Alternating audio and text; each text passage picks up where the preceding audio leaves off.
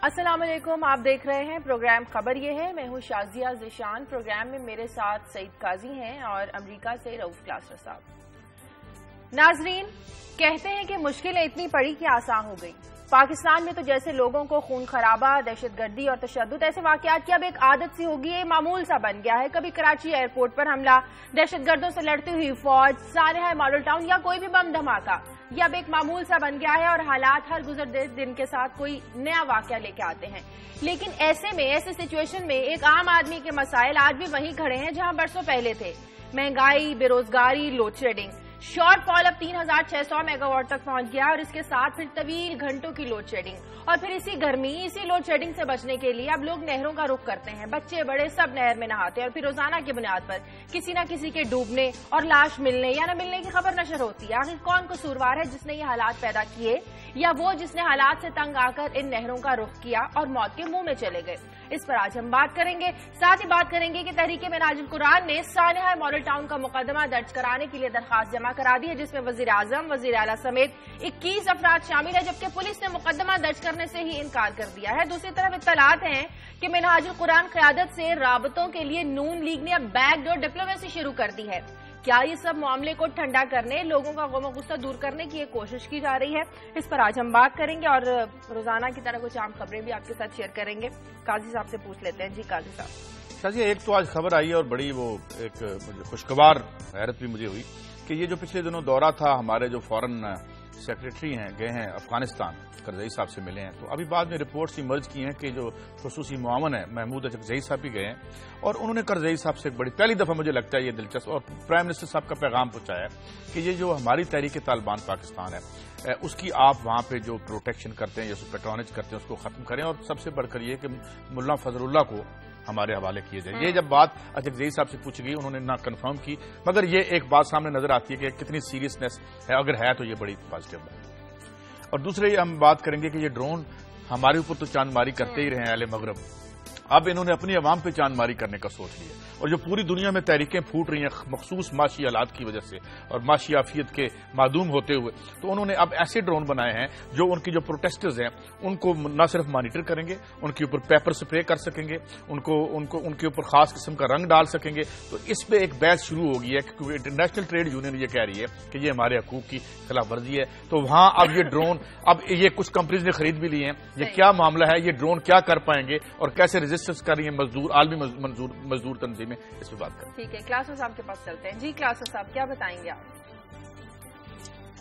जी शादी, आज एक बड़ी इंटरेस्टिंग स्टोरी मेरे पास है कि बरतानिया में एक ऐसी पेंटिंग, उस टेपेस्ट्री कहते हैं उर्दू में, मेरा ख्याल है काजी साहब मुझे तो उसकी मदद करेंगे। ये कालीन पे जो बनाई जाती है, पिक्चर्स बनाई जाती है, मुसव्वरी की जाती है, उस पर उन्होंने वापस कर दिया फ्रांस को। पता ये चला है कि 300 साल पुरानी जो पेंटिंग्स बनाई हुई है रंग वगैरह पे या इस तरह की चीजों पे, और बड़ी वैल्यूबल है, तो वो वहां से जो जर्मन नाजी थे तो उन्होंने लूटी थी, लूट के वो बरतानिया में बेची गई। अब उसको वापस कर दिया गया जब ये पता चला कि ये वहां से उन्होंने लूट मार की थी नाजीज ने और बकायदा लंदन में बेची गई थी। तो आज इस पे बहस करेंगे कि जो हिंदुस्तान का जब बड़े सगीर का 5000 साल पुराना कहा जाता है जो कोहनूर हीरा है, तो वो बरतानिया वापस करने को तैयार क्यों नहीं है कि वो 300 साल पुरानी पेंटिंग वो तो वापस कर रहे हैं जो फ्रांस को, तो हिंदुस्तान या पाकिस्तान या बड़े सगीर जो है, तो इनका जो कोहनूर जो हीरा है, जो दुनिया का सबसे बड़ा हीरा कहा जाता है, बरतानिया अपने साथ ले गया था, वो वापस क्यों नहीं किया जाता, इस पर बात करेंगे। ठीक है, लेकिन नाज़रीन सबसे पहले आज हमने बात करनी है एक आम आदमी के मसाइल की। क्लासर साहब, एक के बाद एक वाकया, आवाम तो जैसे बिल्कुल तंग आ गए हो। आप नहीं समझते दहशतगर्दी के वाकयात, बम धमाकों के वाकयात, हमारी फौज वहां लड़ रही है, सानेहा मॉडल टाउन हो जाता है, ऐसे वाकयात के बाद एक आम आदमी के जो मसाइल है वो बहुत पीछे रह जाते हैं। जो बुनियादी मसाइल जो आम दिनों में मीडिया की तवज्जो का भी मरकज होते हैं, ओपोजिशन जमातों की जबानों पर भी होते हैं, तो ऐसा क्यों होता है? शाहजिया, मेरा ख्याल है कई दफा ये बात दोहरा चुका हूँ, इसी प्रोग्राम में दोहराई है, बल्कि अगर आप मेरा आज का कालम अगर देखें उसमें भी बेसिक्स मैंने ये पकड़ने की कोशिश की है, लिखने की कोशिश की है कि ये पाकिस्तान के सारे मसाइल जो गुंडागर्दी, बदमाशी, टेररिज्म, यहाँ पे करप्शन, आपकी लॉलेसनेस, इसके रूट काज क्या है। मैं ये बात हमेशा कहता रहा हूँ कि पाकिस्तान का अगर ग्रेड 22 का ऑफिसर और किसी जिले का DPO, SSP जिसको हम कहते थे, अगर ये दोनों रिफ्यूज कर दें کہ ہم اس ملک میں یہ جو ہمارے اوپر یہ جیلی حکمران بیٹھے ہوئے ہیں، جو انہوں نے وہاں پہ ایک قاضی صاحب کہتے ہوتے کہ ٹھیکیدار فرینڈلی جمہوریت بنا کے انہوں نے تماشا بنایا ہوا ہے، اگر وہ ریفیوز کر دے گریڈ 22 کا فیڈرل سیکرٹری اور یہاں پہ آپ کا ڈی پی او ایک پولیس افیسر گریڈ 18 کہ جناب میں نے وہی کچھ کرنا ہے جو قانون کہتا ہے، میں آپ کو شرطیہ کہتا ہوں اس ملک میں کرپشن بڑی حد تک کم ہو سکتی ہے، آپ کے ملک میں لا لیسنس بڑی حد تک ختم ہو سکتی ہے۔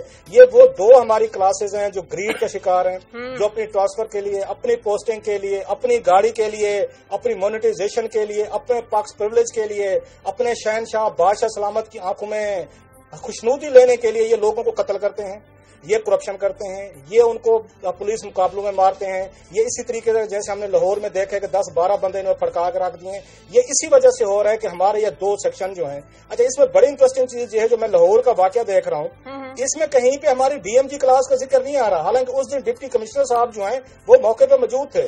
یہ ممکن ہے کہ وہ ڈپٹی کمشنر یہ کہہ سکتے ہیں کہ میرے اوپر وہ جو ایک اتھارٹی مجھے ملی تھی جو پولیس آرڈر کے تحت مجھ سے وڈرا کر لی گئی تھی، تو ڈپٹی کمشنر صاحب کا کہیں پہ ذکر نہیں آ رہا کہ وہ جو موقع پہ موجود تھے کیا پولیس نے وہاں فائرنگ کی ہے کہ اس کے لیے مجسٹریٹ کی یا ڈپٹی کمشنر یا اسسٹنٹ کمشنر کی کسی دور میں منظوری لینا بڑی ضروری ہوتی تھی، کیا وہ منظوری لی کی گئی یا پولیس نے خود ایکٹ کیا؟ سو بیسیکلی شازیہ جو اصل مسئلہ ہے ہماری دو کلاسز، پی ایس پی ہماری پولیس کی سروس گروپ ہو یا ڈی ایم جی ہو، ان دونوں نے مل کے گینگ اپ کیا ہوا ہے، رولنگ لیڈ کے ساتھ مل کے اس ملک کو مار بھی رہے ہیں۔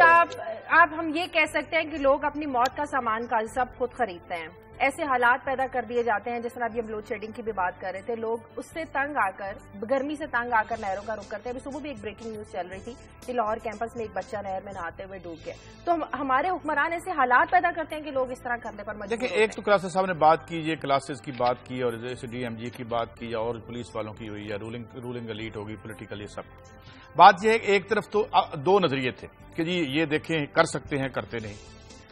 اچھا، اب سوال اہلیت کا آ گیا ہے، اور یہ اہلیت کا سوال تب تک نہیں آیا تھا جب تک ہم تو زبوں حال تھے، یہ آبادیاں جو تھی جہاں ہم رہتے ہیں، یہ جو پسماندہ یہ ڈیولپنگ کنٹریز جسے کہتے ہیں یا جسے سو کالڈ تھرڈ ورلڈ کہتے ہیں کہ بھئی آپ تو اس لیے بطور اور مردود ہیں اس لیے کہ بھئی آپ خود کرنا نہیں چاہتے۔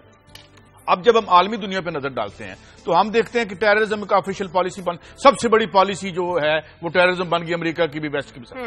وہاں اب ہو یہ رہا ہے کہ ایک بات تو طے ہو چکی ہے جو آج مجھے کوٹ کیا ہے انہوں نے کلاسرا صاحب نے کہ یہ جو ایشوز ہیں یہ ٹھیکیدار فرینڈلی جمہوریت ہو، بلکہ ایک اور بھی اصطلاح مجھے آ گئی آج، چاہے وہ رشتہ دار فرینڈلی جمہوریت کیوں نہ ہو، تو اس میں کلاسرا صاحب یہ ٹھیک نہیں ہو سکتا۔ وہ اس لیے ٹھیک نہیں ہو سکتا کہ جو وسائل کا رخ ہے وہ بیک وقت دو جانب نہیں ہو سکتا، نہ یہ ہو کہ جو اوپر والے بھی زندہ، ہاں ہم یہ نہیں کہتے کہ وہ اوپر نہ جائے، ہم یہ بھی نہیں کہتے کہ نیچے والے سب کچھ چھین کے اوپر والوں کو بھی اپنے ساتھ آ کے بٹھا لیں، ہم یہ کہتے ہیں کہ جو آپ نے طے کر رکھا ہے اپنے آئین میں جو بیئر منیمم۔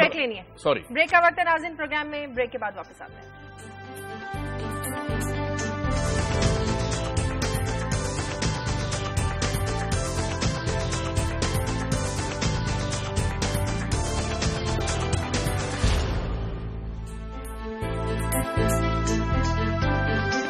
بریک کے بعد خوش آمدید قیاسر صاحب، جن مسائل کا ہم ذکر کر رہے ہیں، آپ نے بھی ڈی ایم جی کلاس کی بات کی، وہ ٹھیک ہو جائے تو سارے مسائل ٹھیک ہو جائیں۔ میری حسن عسکری صاحب سے بات ہو رہی تھی، وہ کہہ رہے تھے کہ پاکستان میں انقلاب کی باتیں ضرور کی جاتی ہیں لیکن پاکستان میں کبھی بھی انقلاب نہیں آ سکتا، کیونکہ انقلاب آتا ہے نظریے سے، لیڈرشپ سے، لوگ ایک پوائنٹ پر اکٹھے ہو جاتے ہیں، لوگوں کو اپنا کوئی لیڈر نظر آتا ہے، لیکن ہمارے ہاں پاکستان میں ان تمام پوائنٹس کی کمی، ان تمام فیکٹرز کی کمی ہے جس کی وجہ سے انقلاب نہیں آ سکتا۔ آپ ایگری کرتے ہیں اس سے؟ شازیہ صاحب عسکری صاحب ایک بڑے انتہائی قابل احترام ہمارے دانشور ہیں، بڑے ریزنبل اچھی لاجیکل گفتگو کرتے ہیں، میں خود بھی بڑا ان کی گفتگو سے سیکھتا ہوں۔ ایک چیز جو بڑی اہم ہے یہاں پہ کہ یہ ہم جس انقلاب کی بات کرتے ہیں وہ انقلاب کیا چیز ہے، یہ لوگوں کو کبھی کوئی عام الفاظ میں بتاتا کوئی نہیں کہ انقلاب ہے کیا چیز۔ ہم نے فرانس کے انقلاب کا ایک نام سنا ہوا ہے، اسی سے ایک ہمارا ایک رومانس ہے، اس کے ساتھ انقلاب آ جائے گا تو دنیا ٹھیک ہو جائے گی۔ انقلاب جو میں سمجھتا ہوں اے میں ابیران، جو ایگزسٹنگ آپ کا اسٹیٹس کو ہوتا ہے، جب آپ اس کو بریک کرنا شروع کرتے ہیں، جیسے یہ قاضی صاحب کہتے ہیں کہ ٹھیکیدار فرینڈلی جمہوریت یا رشتہ دار فرینڈلی آپ کی حکومتیں آنا شروع ہو جاتی ہیں، ایک اسٹیٹس کو آپ کا قائم ہو جاتا ہے۔ چند گروپس، آپ کی چند فیملیز، چند کارٹیلز، چاہے وہ بزنس مین ہوں، چاہے جگیردار ہوں، ڈی ایم جی ہو، پولیس ہو، یا اب آپ کے اوپر جو رولنگ لیڈ ہو، جب یہ گینگ اپ ہو جاتے ہیں اور اس میں آف کورس پولیٹیشینز بھی ہوتے ہیں اور لوگوں تک ان کا جو شیئر ہے ایکول، جب آپ کی ڈسٹریبیوشن آف ریسورسز نہیں ہوگی، جب لوگوں تک بینیفٹ جو ہیں وہ صرف چند لوگوں تک محدود رہ جائیں گے، ایک اسٹیٹس کو ڈیولپ ہوتا ہے جس سے لوگوں کو یہ فیل ہوتا ہے کہ یہ وہ ظالم لوگ ہیں، یہ خود بیٹھ کے بانٹ کے کھا رہے ہیں اور ہمیں بیٹھ کے جوتے مارتے ہیں. سو میرا یہ ویو ہے، انقلاب لانے کے لیے سمپل سی چیزیں کرنے کی ضرورت ہے جو رولنگ لیڈ نہیں ہونے دیتی کہ ایگزسٹنگ آپ اسٹیٹس کو توڑیں. اب اسٹیٹس کو آپ کیسے توڑ سکتے ہیں؟ اب ویدر وی لائک اٹ اور ناٹ، بات ہم پہلے بھی کہہ رہے ہیں کہ جب تک آپ اس ملک میں یا کوئی بھی دنیا کا ملک ہو پاور کو ڈی سینٹرلائز نہیں کریں گے، الیکشن کو، جمہوریت کو تلوے اب نچلے لیول تک لے کے نہیں جائیں گے، لوگوں میں سینس آف پارٹیسپیشن نہیں ڈالیں گے، تو لوگوں کو فیل نہیں ہوگا کہ اس جمہوریت کا یا اسٹیٹس کو جو موجودہ ہے اس کا ان کو فائدہ ہو رہا ہے. اسی لیے میں طاہر القادری کی اس بات کو ہمیشہ سپورٹ کرتا ہوں. کہنے لگی تھی کہ طاہر القادری جو آپ باتیں کر رہے ہیں ان کے ایجنڈے میں یہ سب باتیں شامل ہیں. کلاسر صاحب میں اس پہ رسپونڈ کرنا چاہتا ہوں، خاص طور پر میرے سامنے تو باتیں پہلے سے کہتے رہے ہیں. ہاں میں کلاسر صاحب یہ جو حسن عسکری صاحب نے بات کی وہ واقعی بڑے ایک اکمپلش اسکالر اور انٹلیکچوئل ہے، but I very humbly disagree with it. پہلی بات تو یہ کہ انقلاب تو دیکھیں کیا ہوتا ہے. انقلاب کس چڑیا کا نام ہے؟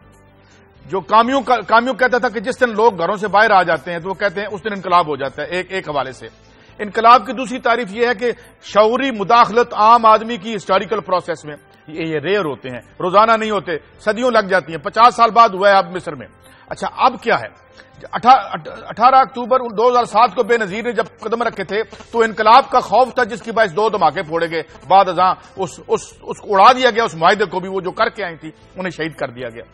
اچھا اب میں یہ انقلاب کرتے ہیں نا، انقلاب کا جب وہ نام لیتے ہیں لوگ جن کو انقلاب کی ضرورت نہیں ہے، جن کی زندگیوں میں اور ان کی اگلے آنے والی صدیوں کی بچوں کی زندگیوں میں انقلاب آیا ہوا ہے، ان کی تو یہ ضرورت نہیں ہے مگر وہ اس سے خوفزدہ ہے. ایک بات. اور دوسرا میں ایک ہسٹوریکل واقعہ آپ کو بتاتا ہوں. 1917 کا انقلاب کرنے والا جو لینن تھا وہ 1917 میں ہی انقلاب سے چند مہینے پہلے، میں ڈیٹ دے دوں گا دیکھ کے آپ کو، وہ سوئٹزرلینڈ میں بچوں سے کہہ رہا تھا کہ دیکھو ایک ینگ سوشلسٹ ایک تھی آرگنائزیشن کہ شاید یہ ہم نہ دیکھیں، شاید آپ نہ دیکھیں مگر آپ کے بچے ضرور دیکھیں گے. 6 مہینے بعد وہی انقلاب کر رہا تھا خود وہاں پہ. تو ایک تو ہم اس طرح کی پریڈکشن نہیں کر سکتے. اور میری جو رائے ہے غلط ہو سکتی ہے. اس وقت دنیا کی آبادیاں، سماج بھٹک رہے ہیں گلوب پر کسی تبدیلی کے لیے، کسی انقلاب کے لیے. اس میں سارے انگریڈینٹس موجود ہیں سوائے لیڈرشپ کے اور پارٹی کے. اور جہاں وہ کہیں مل گئی تو آپ دیکھیں گے کہ یہ سسٹم ہاؤس آف کارڈز کی طرح گر سکتا ہے. اور یہ بھی ہو سکتا ہے کہ یہ نہ ملے. اور 2-3 صدیاں یہاں 1968-69 میں کیا تھا، میں آپ کو کیبلز نکال کے دیتا ہوں جو واشنگٹن بھیجی تھی یہاں کے امریکی ایمبیسی نے اور وہ انہوں نے یو کے ایمبیسی نے کہ بھائی یہ لپیٹو اور بھاگو یہاں سے، یہاں پہ اتنی بڑی سرکت کی تھی. تو let's not rule it out and let's not give such a verdict about the future. اچھا کلاسر صاحب، آپ کو نہیں لگتا جو موجودہ حکومت ہے اس میں پولیٹیکل کانفلکٹ مینجمنٹ کی کمی ہے؟ ذرا زرداری صاحب کا دور دیکھ لیں. میمو کیس کتنا بڑا مسئلہ تھا، ان کے گلے کی ہڈی بن چکا تھا، کتنے سموتھلی وہ اس مسئلے سے نکل گئے. اس کے علاوہ ڈاکٹر طاہر القادری کا 3 سے 4 دن کا شارع دستور پر دھرنا، انہوں نے کتنے طریقے سے ان کے ساتھ ایگریمنٹ سائن کیا اور ان کو چلتا کر دیا. اس حکومت میں حکومت عدم برداشت ہے، برداشت کی کمی ہے، سچویشن کو ہینڈل کرنا نہیں آتا، ان کو کانفلکٹ مینجمنٹ نہیں آتی. کیا ایسا ہی ہے جس کی وجہ سے روز بروز نئے مسائل جنم لے رہے ہیں؟ شازیہ، یہ بڑا میرا خیال اہم اور کی آپ نے سوال اٹھایا ہے. اس میں جو اصل چیز فرق مجھے نظر آتا ہے کہ ان شریف برادر جو ہاؤس آف شریف میں اور یہ زرداری صاحب کی پولیٹیکل فلاسفی میں کیا فرق ہے. گیلانی صاحب کو دیکھ لیں، وزیر اعظم یوسف رضا گیلانی صاحب، کہ زرداری صاحب کا جو ان کا پیریڈ رہا ہے وہ موسٹ آف دا ٹائم وہ جیلوں میں رہے ہیں. جب آپ جیل میں رہتے ہیں آپ میں پیشنس آتا ہے، آپ لوگوں کے رحم و کرام پہ آ جاتے ہیں. ایون ایک سپاہی جو ہے آپ کو بہت بڑا بادشاہ لگتا ہے کہ رات کو چاہے تو آپ کو سگریٹ پلا دے، پانی پلا دے، رات کو چاہے تو آتے جاتے سانپ آپ کی کوٹڑی میں کھول دے، زور سے پاؤں مار کے چلا جائے، آپ کی نیند خراب کر کے چلا جائے. آپ اتنے بڑے آدمی یکدم ایک پولیس مین کی ایک چھوٹے سا جو آپ کے حوالے سے چھوٹے رینکس میں آتے ہیں اس کے مرسی پہ آ جاتے ہیں. آپ ایسا ایسا سیکھتے ہیں ریکنسائل کرنا انسانوں سے، اپنے آپ سے، سوسائٹی سے. آپ کو پتہ چلتا ہے کہ آپ انسان ہیں، غلطیاں آپ ہی کر سکتے ہیں. اس لیے گیلانی صاحب 5-6 سال جیل میں رہے ہیں، زرداری صاحب رہے ہیں اور ان کی پولیٹیکل لیڈرشپ رہی ہے. بھٹو صاحب پھانسی لگے، بےنظیر بھٹو صاحب جیل میں رہی، انہوں نے بڑی مارے کھائی ہیں پیپلز پارٹی نے. وہ اس نتیجے پر پہنچے ہیں کہ آپ ایک پولیٹیکل کلاس کے طور پر اپنے جو اپوننٹس ہیں ان کو ذاتی دشمن نہ سمجھیں, ان کو پولیٹیکل اپوننٹ سمجھیں. اس میں یہ بڑا اہم ہے. ایک میں آپ کو یہ فرق بتا رہا ہوں کہ ہاؤس آف شریف جو ہے یہ اپنے آپ کو جب بھی آپ ان سے ڈیل کرتے ہیں یہ ذاتی دشمنی بنا کے ڈیل کرتے ہیں اپنے اپوننٹ سے, چاہے یہ بینظیر بھٹو کے خلاف کرتے رہے ماضی میں, چاہے زرداری صاحب کے خلاف کرتے رہے, یا اب آج کل جو خلاف ہیں وہ ان کے خلاف ہیں طاہر القادری کو. یہ ٹوٹل آپ کو ذاتیات نظر آئے گی. اس میں پولیٹیکل اپوننٹس کی طرح نہیں ڈیل کر رہے. زرداری صاحب یا گیلانی صاحب یا پیپلز پارٹی وہ ان کو ٹریٹ کرنا شروع ہوئے پچھلے رجیم میں ایز اے پولیٹیکل اپوننٹ کے طور پر, ایک پولیٹیکل فورس کے طور پر جس میں رسپیکٹ بھی تھی, احترام بھی تھا کانسٹیٹیوشنل, اس میں وہ ان کے رائٹ سے آ کے کرنا. یہی وجہ تھی انہوں نے پولیٹیکل اپوننٹس کے طور پر ان کو ڈیل کیا ہے. یہ طاہر القادری کے ورکرز کو یہ داد دینی پڑے گی ویدر وی لائک اٹ اور ناٹ. اسلام آباد میں خود میں رہتا ہوں, میرے گھر سے تھوڑے سے فاصلے پہ یہ لوگ 4 راتیں انہوں نے گزاری ہیں دسمبر جنوری کی, اس میں بڑی ٹھنڈ میں. مجال ہے وہاں پہ کچھ چھوٹی سی گولی چلی ہے, میں صاحب اس سے تھوڑا سا میں ایک پیرل ریویو دینا چاہتا ہوں. یہ جو آپ نے پیپلز پارٹی کی بات کی ہے اور یہ جو کنفلکٹ ریزولوشن ہے یہ بڑا انجیوٹک قسم کی اصطلاحیں ہیں جو ہمیں بتائی جاتی ہیں اور جن کا زندگی اور ریالٹی سے کوئی تعلق نہیں ہوتا. آپ پیپلز پارٹی کو کہہ رہے ہیں بڑے عقل مند ہیں, انہوں نے ورسٹ کائنڈ آف کمپرومائزز کیے, عالمی اداروں سے کمپرومائزز کیے عوام کے مفاد پہ. یہ کنفلکٹ ریزولوشن کے جو اصول ہیں یہ بتائے جا رہے ہیں کسی پولیٹیکل موومنٹ کو آگے بڑھنے سے روکنے کے لیے. اور آپ جس بات کو ایک لیفٹ ہینڈڈ کمپلیمنٹ اگر کہہ رہے ہیں شریف فیملی کے لیے, اگر یہ کانفلکٹ لے رہے ہیں تو کانفلکٹ اساس ہے ادب میں ڈرامے کی, تاریخ میں انقلابات کی. اور بات کیا ہے, آپ اگر کنفلکٹ میں یہ نہیں کہہ رہا, میں یہ نہیں, میں سر نو مجھے مس انٹرپریٹ نہ کریں, مجھے کلاسر صاحب مس انٹرپریٹ نہ کریں. میرا اشارہ ماڈل ٹاؤن ٹریجڈی کی طرف نہیں ہے. یہ جو انہوں نے کنفلکٹ ریزولوشن کی بات کی ہے, آئی ایم ایف آئے اس کے آگے بیٹھ کے اسے کانفلکٹ نہ بناؤ. یہاں کے جو سرمایہ دار ہیں 500-600 ارب روپے زرداری صاحب اور ان کی حکومت میں بے شمار ایس آر او جاری کر کے پیسے ٹرکوں میں لاد کے ان کو دے دیے, کنفلکٹ ریزالو ہو گئی. تو میرے خیال میں یہ جو کنفلکٹ ریزولوشن کی بات کر رہے ہیں they are the worst kind of compromises at the expense of masses. Bhutto کیا تھا, بھٹو کو کیوں مارا ہے تاریخ میں بڑے لیٹ کہ انہوں نے کمپرومائزز نہیں کیے. اور یہ کنفلکٹ ریزولوشن نہیں ہوتی, یہ ٹیبل پہ بیٹھ کے سودے ہوتے ہیں. جب تک ان سودوں سے آپ باہر نہیں نکلتے. مجھے بریک لینے دیں کلاس, مجھے بریک لینے دیں. بریک کے بعد جب واپس آئیں گے تو بات کریں گے وزیر اعظم اور وزیر اعلیٰ سمیت جو 21 افراد کے خلاف مقدمے کی درخواست دی گئی ہے, کیا اب یہ ایک نئی کنٹروورسی شروع ہو جائے گی؟ اس پر بات کریں گے ایک بریک کے بعد.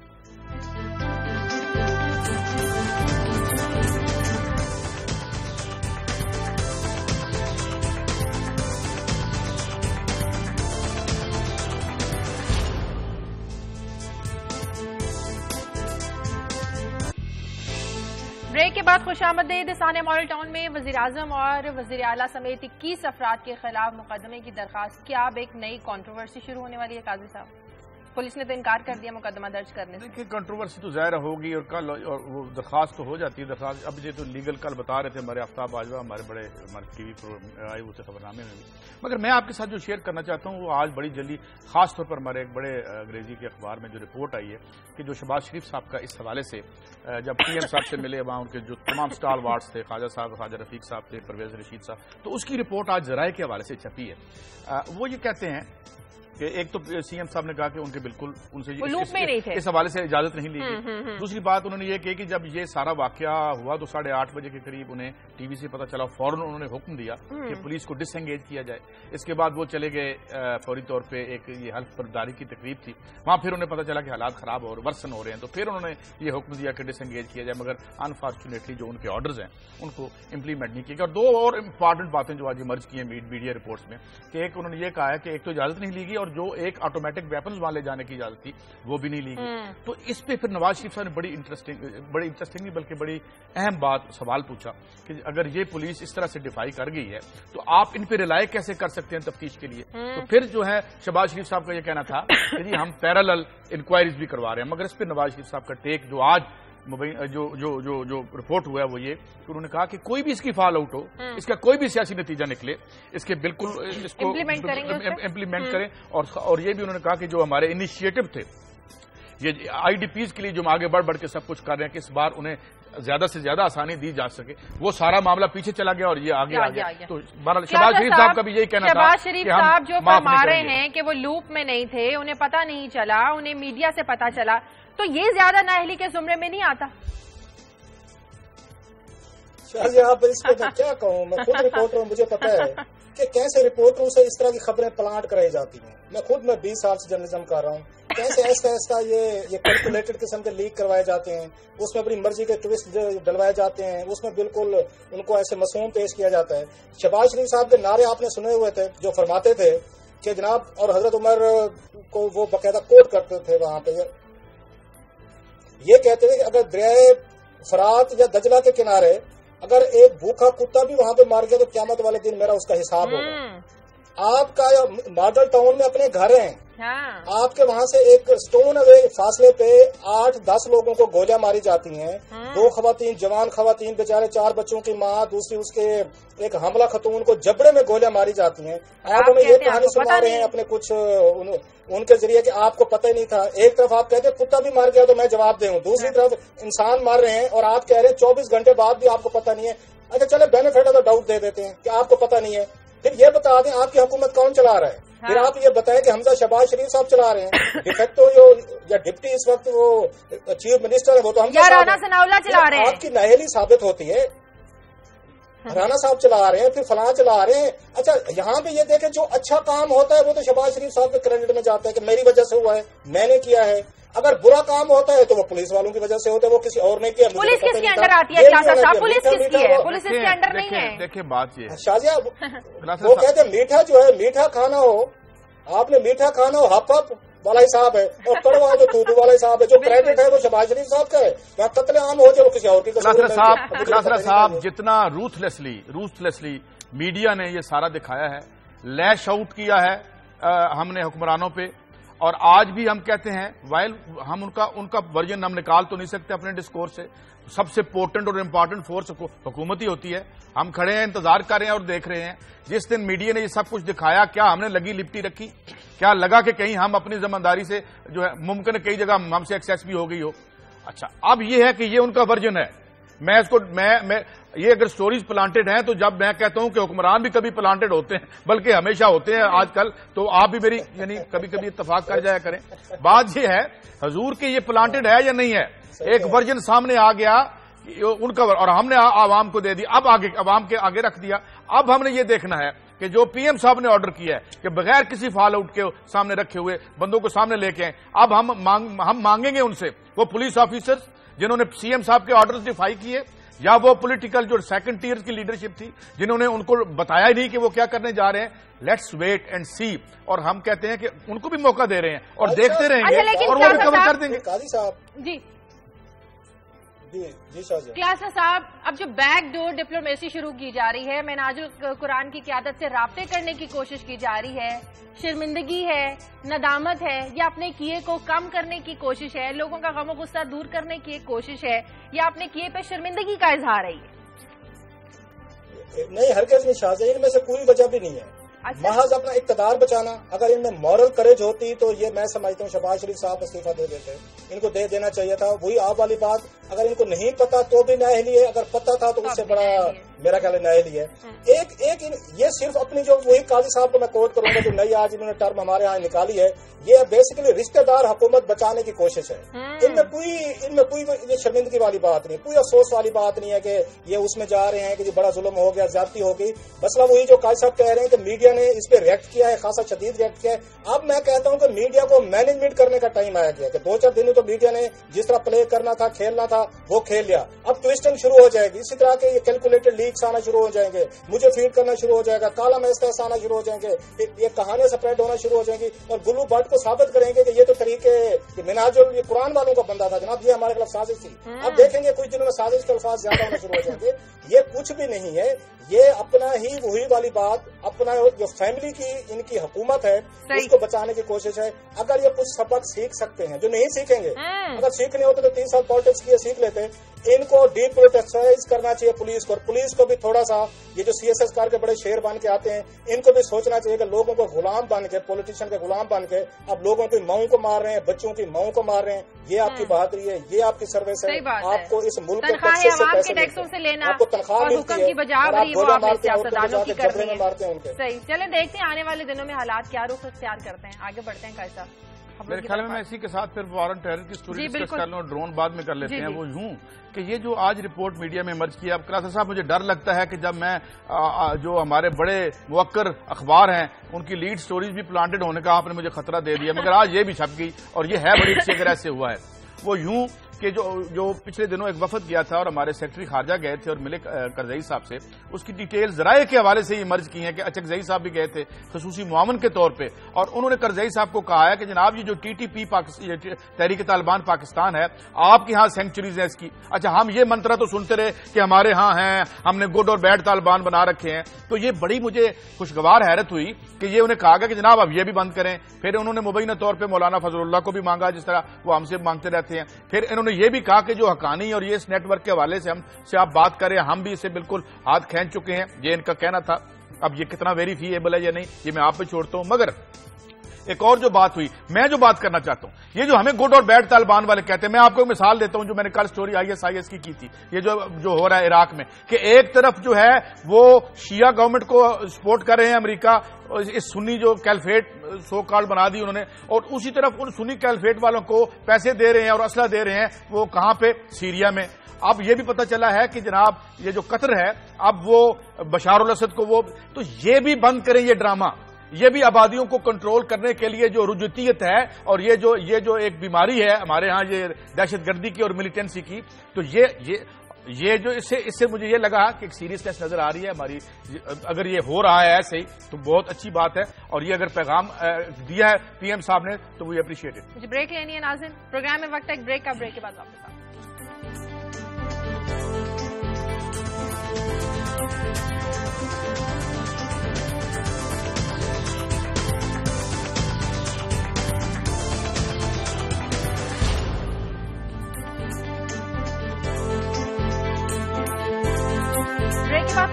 کلاسر صاحب ابھی قائد صاحب جو بات کر رہے ہیں کہ پاکستان نے ملا فضل اللہ افغانستان سے مانگی ہے، افغانستان سے ایک تو ہمیں امید کیا رکھی جائے، کیا توقع کی جائے، کیا ہمارے ساتھ وہ تعاون کرے گا، اس سلسلے میں ہیلپ کرے گا، اور دوسرا یہ اگر وہ ملا فضل اللہ دیتا ہے تو اس کے انٹرسٹ کیا ہو سکتے ہیں، اگر نہیں دیتا تو کیا اس کے انٹرسٹ ہوں گے، کیا وہ اپنے انٹرسٹ کو بالائے طاق رکھے گا؟ شاید قائد صاحب نے بڑی اچھی بات کی ہے، میرا خیال ہے بڑا اچھا ٹاپک انہوں نے پک کیا کہ پاکستان کو اس وقت جب ہم خود ایک انٹرنل کنفلکٹ اور ٹیررزم کا شکار ہے، ہماری ریجنل پالیسی کیا ہونی چاہیے. اور جو پازیٹیوٹیز قاضی صاحب نے ہائی لائٹ کیے ہیں، فلی اگر انڈورس اینڈ ایگری. جو اچھی چیز کی ہے پاکستان کی پرٹیکولر ملٹری اسٹیبلشمنٹ، یہ کام ملٹری اسٹیبلشمنٹ کرنے کے، چاہے ہم جمہوریت ہو، پاکستان میں پولیٹیشین ہوں، وزیر اعظم ہوں، یہ ان کے بس کی کام نہیں ہے. بعض چیزیں پاکستان کے پولیٹیکل لیڈرز نہیں کر سکتے، چاہے کتنے سنسیئر نہ ہوں، اس میں کیوں ہوں بے نظیر بھٹو ہوں، نواز شریف ہوں، ان کی سنسیئرٹی پہ ڈاؤٹ نہیں ہوگا، لیکن ان کو اسٹیبلشمنٹ کبھی کرنے نہیں دے گی. وہ دو ہی میرا خیال 3 ایشوز ہیں. ایک سب سے بڑا پاک امریکن ہمارا یہاں پہ رہتا ہے ریلیشن شپ کے، اس کو ڈٹرمن کرنا بھی اسٹیبلشمنٹ کا کام ہے.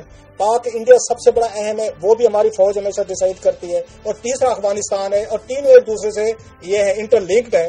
جو اچھی چیز میں نے دیکھی ہے کل پرسوں دیکھی، جس سے مجھے تھوڑی سی ایک حوصلہ ہو رہا ہے کہ شاید ہماری اسٹیبلشمنٹ جو ہے اپنی پالیسی کو ریورس کر رہی ہے، ایک ریجنل پیس، ریجنل ہارمنی اور ریجنل کوآپریشن کی طرف جا رہے ہیں. ان کی ملاقات ہوئی ہے ان کے افغان انویسٹر سے. اس کی ریسنٹ مثال جو آرمی چیف بالکل بہت بڑی ایک ہماری اسٹریٹجک شفٹ ہے کہ ہم نے ان سے کوآپریشن مانگا ہے کہ آپ ہماری ہیلپ کریں. ہم پہلے یہ کام نہیں کرتے تھے، دنیا ہم سے ہیلپ مانگتی تھی، وہ سمجھتے تھے دہشت گردوں کے ساتھ ہمارے تعلقات ہیں اور ہم ان کو ٹھیک کر سکتے ہیں یا ان کو بٹھا سکتے ہیں. اگلا کام جو کرنا چاہیے اب افغان سفیر کے بعد میرا خیال ہے انڈین سفیر سے بھی ملاقات کرنی چاہیے، اس کے بعد ایرانین سفیر صاحب کو ملاقات کرنی چاہیے، آپ کو چائنیز سے کرنی چاہیے. ایک ریجنل پیس، کوآپریشن، فرینڈشپ میرا خیال ہے پاکستان کو ان حالات میں سوٹ کرتی ہے. اور ہماری اسٹیبلشمنٹ نے یہ بالکل صحیح فیصلہ کیا ہے کہ انہوں نے جا کے افغان ایمبیسڈر سے ملاقات کی ہے. اب نیکسٹ ملاقاتیں جو میرا خیال ہونی چاہیے چاہے وہ جو ہے ان 3-4 سے ہونی چاہیے. پرٹیکولر انڈیا سے کوآپریشن پاکستان کو لینا چاہیے، جہاں پہ ان پہ شکایتیں ان کو کہنا چاہیے کہ آپ ہماری مدد کریں، اور اگر کوئی سپورٹ وہ دے رہے ہیں ان کو وڈرا کرنی چاہیے. ٹھیک ہے، آگے بڑھتے ہیں. کلاسر صاحب معاف کیجیے گا، برطانیہ نے 300 سال پرانی مصوری تو فرانس کو واپس کر دی، لیکن جو بر صغیر کا 5000 سال پرانا کوہ نور ہیرا ہے آپ بتا رہے ہیں یہ واپس نہیں کر رہا ہے برطانوی ملکہ کی ملکیت ہے وہ، اس کے پیچھے کیا کہانی ہے؟ شاید ایک رپورٹ ہے، یہ وہاں برٹش پریس میں جو میں پڑھ رہا تھا ٹویٹر پہ میں نے پڑھی تو وہاں سے مجھے ایک آئیڈیا آیا کہ جب جرمنی نے فرانس پہ قبضہ کیا تھا वर्ल्ड वार सेकंड में, तो वहां पे बहुत सारी लूट मार भी की थी और बहुत बड़ा एक वहां पे जो एक फैमिली थी उनकी पेंटिंग से उनको ये कहते तो इंग्लिश में टेपेस्ट्री है, उर्दू का लफ्ज मेरे जहन में नहीं आ रहा, कि बहुत बड़ी हम देखते हैं दीवारों पे जो कलील लगे हुए होते हैं, उन पर मुसवरी हुई होती है, उन पर नक्शो निगार वगैरह हुए होते, सारी चीजें होती हैं, वो चोरी हुई थी या लूट मार की गई थी। ये आपको वर्ल्ड वार सेकंड की बात बता रहा हूँ। अब जाके लंदन की यहाँ पे ये शेफर्ड, उसकी बरतानिया की यूनिवर्सिटी है शेफर्ड, वहां पे पता चला कि उन्होंने 1959 में लंदन से उन्होंने ये खरीदी थी, ये वो जो पेंटिंग कहें, मुसवरी, टेपेस्ट्री, जो भी उसको कहें, और उनको पता नहीं था ये चोरी का है। अब जाके जब उन्होंने रेनोवेशन कराने की कोशिश की तो पता ये चला कि वर्ल्ड वार सेकंड में ये चोरी हुई थी 3, उनमें से एक है। अब उन्होंने मादरत के साथ वो फ्रांस को वापस कर दिया कि जनाब ये 300 साल पुरानी आपका एसेट है, उस फैमिली को वापस चला जाए। अब सवाल ये है, अगर वो 300 साल पुराना शाहकार जो है वो उनकी मलकियत थी, फ्रांस की बिल्कुल थी, फैमिली को वापस किया, आपने माजरत भी की है जी हमें पता नहीं था चोरी की थी, तो कोह-ए-नूर हीरा जो है, जो लेजेंड, एक तरह का लेजेंड समझा जाता है, और जो लेजेंड ये भी कहते हैं 5100 पुराना कोह-ए-नूर हीरा दुनिया का सबसे बड़ा कोह-ए-नूर हीरा है। और ये आके 1849 में 1849 में अंग्रेजों ने जब कब्जा किया तो ये उन्होंने उसके बाद बरतानिया भेज दिया। आजकल ये जो शाही फैमिली है, ये शाही फैमिली के कब्जे में है, उनके पास जो मलका है, चौथी मलका है जिसको ये शिफ्ट किया गया है। तो सवाल ये है कि आपने वहां पे तो मान लिया कि ये नाजीज ने उस वक्त लूट मार की थी और ये साथ वो लेके आ गए थे, चोरी का था, तो भाई कोह-ए-नूर हीरा जो है ये तो चोरी का नहीं है, ये तो आपने आए, यहाँ पे रहे, आपने लूटा, यहाँ से कब्जे में किया, और यहाँ रखने की बजाय आप अपने साथ लंदन ले गए, और इस वक्त जो वहां पे मलका जो है उनकी उसमें ये उनकी मलकियत है। और मुझे याद आ रही है लास्टली कि जब ये कुलदीप नैयर साहब थे वहां पे 1990 में ये हाई कमिश्नर बन के गए इंडिया के, वहां पे इन्होंने बकायदा इशू उठाया था उनके साथ कि हमारा कोह-ए-नूर हीरा जो वापस करें, हिंदुस्तान को वापस करें। पाकिस्तान का कभी को हमने ऐसा क्लेम सुना नहीं है कि इन्होंने भी क्लेम किया कि हम भी मुश्तरका हिंदुस्तान का हिस्सा थे, कोह-ए-नूर हीरा हमें वापस करें। सो वही मैं इस पे कंपैरिजन ड्रॉ कर रहा था कि उन्होंने फ्रांस को वापस कर दिया वो तस्वीर, लेकिन वो जो हमारा कोह-ए-नूर हीरा है, जिसकी बड़ी हिस्ट्री है, लंबी डिटेल है, इस वक्त टाइम नहीं है, वो वापस करने को तैयार नहीं है। तो सर मेरा भी यही स्टोरी होती है, बहुत सारा और भी सामान है अफ्रीका और इधर से जहां जहां हम इनकी कॉलोनीज रहे हैं, तो वो भी एक लिस्ट भेजेंगे किस दिन अगर हमें मौका मिला। मगर हुजूर अर्ज ये करना है कि ये जो मैंने आज स्टोरी ये देखी है कि ड्रोन जो है वो हमारे ऊपर तो बरसाते रहे, फिर पता चला जी ड्रोन जो है उसके बड़े पॉजिटिव। अब इस ड्रोन का एक नया इस्तेमाल जो है वो साउथ अफ्रीका की एक फर्म ने किया है। उसने कहा है जी कि ये जो प्रोटेस्ट शुरू हो गए पूरी दुनिया में, इसके हवाले से उन्होंने एक ड्रोन तैयार किया है जिसमें 4 गन्स लगी हुई हैं, और ये गन्स क्या करती हैं कि ये मुख्तलिफ किस्म के रंग स्प्रे करने की आलियत रखती हैं, जो ज्यादा वेंडलिज्म कर रहे हैं उन पर सुर्ख फेंकेंगी और अला हदल कियास। और इसके साथ साथ ये जो स्प्रे पेपर है, जो जिसे आप क्या कहते हैं पेपर को, हम जो मिर्च में वो जो स्प्रे करते हैं लोगों को डिसेबल, वो भी करेंगे। तो ये एक तो मारिकाना जो मसाकर किया था वहां पे इन्होंने, इसमें साउथ अफ्रीका की जो एक थी सोने की जो कान वाले, उन्होंने भी ये खरीद लिया है। अब और भी इनके बड़े ऑर्डर्स आ रहे हैं कि जनाब जी हमें बेचा जाए। अभी मुझे लगता है ब्राजील भी शायद खरीद ले, अगर ब्राजील मैच हार गया तो मुमकिन उन्हें भी इसकी जरूरत पड़ जाए। और इसके साथ साथ जो इंटरनेशनल फेडरेशन है लेबर जो ट्रेड यूनियन, उन्होंने कहा कि जी हमारा ये हक है और इस तरीके से आप ये ना करें। अब मामला क्या है हमें अच्छा 2 बातें। एक तो मैं बात शाजिया की पहली बात से जोड़ता हूं जो उनकी गुफ्तगू हमारे भाई मुअज़्ज़ज़ दानिशवर से हुई कि इनकलाब के खतरे ना हो तो ऐसे ड्रोन नहीं बनते। पहली बात तो ये इन्हें टेक्नोलॉजी की जरूरत है। और दूसरी में एक और आपको बात बता दूं कि जो हुक्मरान क्लास है वो वेंडलिज्म से नहीं डरती। जो शिकागो में जो कुछ हुआ था, ये एजेंट प्रोवोकेटियर अंदर भेजते हैं स्ट्राइक्स को तोड़ने के लिए, क्योंकि खौफ इनको ये होता है कि जिस दिन जो लोग हैं अपनी माशी जिल्लत से तंग आकर काम करना छोड़ देते हैं, वो बिगेस्ट थ्रेट होती है। तो फिर ये क्या करते हैं, ये पुलिस वालों की वर्दियों तो आके अंदर बंदा भेजते हैं कि भाई चलो एक जरा आग लगाओ ताकि हमें इन्हें कुट के मार के घर भेजना पड़े। और ये बंदे, ये जो स्पेन में मूवमेंट पिछले दिनों चल रही थी, वो बंदे पकड़े गए कि पुलिस के बंदे थे और जाके वेंडल कि वो अवाम का जो एक्सप्रेशन होता है। मैं 1986 10 अप्रैल को बेनजीर के जुलूस में शामिल था, एक गमला नहीं टूटा था और ये जो आग लगाते हैं, ये आग लगाने वाले कभी इनकलाबी नहीं होते, ना ये अवाम का एक्सप्रेशन होता है। ये या रियासत की तरफ से करवाया जाता है या जो लंपन एलिमेंट्स हैं वो होते हैं। बहरहाल उनका ये ख्याल है कि इन ड्रोन से वो दुनिया में आने वाली किसी समाजी या सियासी तब्दीली को रोक सकेंगे। तो ये ड्रोन अब हमारे खिलाफ जो इस्तेमाल होते थे, अब अहले मगरब के खिलाफ भी इस्तेमाल हो सकते हैं, और मजदूरों और गरीबों के खिलाफ। इस पे कमेंट अगर करने के काई साहब, इस पे काई साहब अगर इसमें मैं अगर मुझे कमेंट करने की इजाजत है, دو تین چیزیں ہیں. ایک تو یہ ہے کہ ڈرون کا استعمال ایسا نہیں ہے کہ اس میں میزائل لگے ہوئے ہیں انہوں نے گولیاں برسانی ہیں. آپ کی اپنی سٹوری یہ بتا رہی ہے کہ اس کے ذریعے گرم پانی پھینک سکتے ہیں, ٹھنڈا پانی پھینک سکتے ہیں, یا رنگ پھینک سکتے ہیں. آلریڈی یورپ میں یہ مروجہ قانون ہے جس کے تحت پولیس ڈسپرس کرتی ہے. وہ لوگوں کو مارتے نہیں, بہت زیادہ کو ان پہ یہ کلیم آ جائے. لاٹھی چلانا بہت بڑی بات ہے وہاں پہ, گولیاں چلانا تو دور کی بات ہے. اب دو آپشن ہیں آپ کے پاس, یا تو آپ لوگوں پہ مظاہرین کو آپ نے ڈسپرس کرنا ہے, ڈرون کے ذریعے اوپر سے پانی پھینکیں, ان پہ رنگ پھینکیں, یا کوئی اور چیز پھینکیں. یہ گولیاں نہیں چلائیں گے نہ لاٹھی آئیں گی ڈرون سے. یا پاکستان کی طرف پولیس کو رکھیں جو لوگوں کو گولیاں مارے, ڈنڈے مارے. اور ہم نے یہ کام دیکھا ہے. میرا خیال ہے پاکستان جیسے ملکوں کو دو کام کرنے چاہیے. ایک اس طرح کے ڈرون ٹیکنالوجی کو انہیں استعمال کرنا چاہیے ڈسپرس کرنے کے لیے. ان ظالم جو ہمارے پولیس والے ہیں جس طرح بندے مارتے ہیں, تشدد کرتے ہیں, ٹانگیں توڑتے ہیں, بزرگوں عورتوں کو قتل تک کر دیتے ہیں, ان سے جان چھڑائیں. دوسرا, گوگل کی جو یہ نئی گاڑیاں آ رہی ہیں جو ڈرائیور کے بغیر چلتی ہیں, پاکستان میں روزانہ درجنوں لوگ مارے جاتے ہیں ڈرائیور کی غفلت سے. آپ کو آنے والے سالوں کے لیے منصوبہ بندی کرنی چاہیے کہ ایسی گوگل کی جو کاریں ہیں یا آپ کی گاڑیاں ہیں, موٹرز ہیں, وہ لے کے اور اس طرح کے ڈرون اگر ملتے ہیں. اب تو یہاں ڈرون پیچھے, لیکن یہ اس ڈرون میں میزائل بھی لگ جاتا ہے, آپ کو اندازہ تو ہوگا. اور جو ہمیں گولیاں مار لیتے ہیں وہ میزائل بھی لگا لیں گے اس میں. قاضی صاحب جنہوں نے میزائل بنایا تھا پہلے تو میزائل کے طور پر بنایا. آپ اسی ٹیکنالوجی کو وہ یہاں پہ کیسے یوز کر رہے ہیں؟ آپ گھر بیٹھے گوگل پہ جائیں, آرڈر پلیس کریں, اپنے گھر کا نمبر دیں, ایڈریس دیں, آپ کو وہیں سے آدھے گھنٹے کے اندر ڈیلیوری آپ کے گھر پہ آ کے پیش کرے گی. ڈرون آ کے ڈراپ کر کے جائے گا. مگر کوئی ایسا ڈرون بھی تو بنائے نا جو جا کے ہماری طرف سے بل بھی دے آئے, جس کی جیب میں پیسے ہوں. قاضی صاحب آپ کے لیے کیوں بنائے؟ اگر ہم اتنے اچھے ہیں, بڑے بہادر ہیں, بڑے لائق ہیں, ہم بنا لیتے ہیں, ہم خود بنائے ایسی. بہت شکریہ کلاس صاحب آپ کا. ناظرین پروگرام کے لیے ہمیں فیڈ بیک دیجیے. خبر@دنیا.tv پر. اجازت دیں, اللہ حافظ.